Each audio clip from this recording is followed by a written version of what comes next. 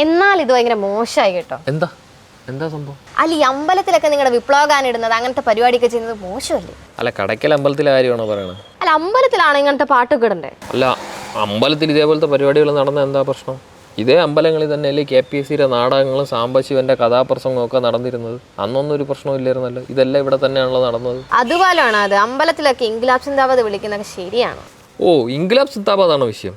ഇന്ത്യയിൽ ആദ്യമായിട്ട് ഇൻക്ലാബ് സിന്ദാബാദ് വിളിച്ചത് ഭഗത് സിംഗ് ആണ്. അതുപോലെ KPSCയുടെ നാടകങ്ങൾ കഴിഞ്ഞിട്ട് എത്രയോ ആളുകൾ മുദ്രാവാക്യം വിളിച്ച് നടന്നു പോയിട്ടുണ്ട്. അതെല്ലാം ഈ അമ്പലപ്പറമ്പിലാണ് നടന്നത്. അപ്പോഴൊന്നും ഇല്ലാത്ത വിഷയം ഇപ്പോഴെന്താണ് വരാൻ കാരണം? അത് ശരിയാ.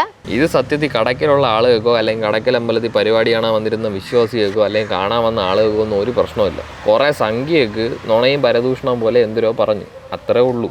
അപ്പൊ പിന്നെ സതീഷിനൊക്കെ ഇതിനെതിരെ പറഞ്ഞതോ? അതിപ്പോൾ സതീശൻ എന്ന് പറഞ്ഞാൽ തന്നെ സംഖ്യകളുടെ നുണയും കുന്നായ്മയും പത്രക്കാർക്ക് വിളിച്ചു പറയുന്ന ആള് അത്രയല്ലേ ഉള്ളൂ. അതുകൊണ്ട് ഇതിൽ അത്ഭുതപ്പെടാനൊന്നുമില്ല. ശരി, എന്തോ മഹാ അപരാധം പോലെയാ സതീഷിന് ഇത് പറഞ്ഞത്. എന്നാൽ ഈ നാട്ടിൽ അമ്പലങ്ങൾ കയ്യേറാനുള്ള ശ്രമത്തിനെതിരെയോ അല്ലെങ്കിൽ RSS അമ്പലങ്ങൾക്കകത്ത് ശാഖകൾ നടത്തുന്നതിനെതിരെ സതീശൻ ഒരു വാക്കുണ്ടെങ്കിൽ എതിർത്തിട്ടുണ്ടോ?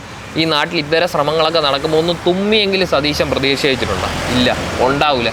കാരണം എന്താണ്? സതീശൻ പണ്ട് RSS നേതാവ് ഗോൾവാക്കറുടെ മുമ്പിൽ കുനിഞ്ഞു നിന്ന് എൻ്റെ നന്ദി കാണിക്കുന്നതാണ്.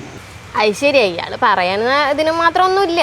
പിന്നെ ഈ കലാപരിപാടികൾ ആചാരാനുഷ്ഠാനങ്ങളുടെ ലംഘനമല്ലല്ലോ. പിന്നെ നാട്ടുകാർ ആവശ്യപ്പെടുന്ന പാട്ടാണല്ലോ കലാപരിപാടിക്ക് പാടിയത്.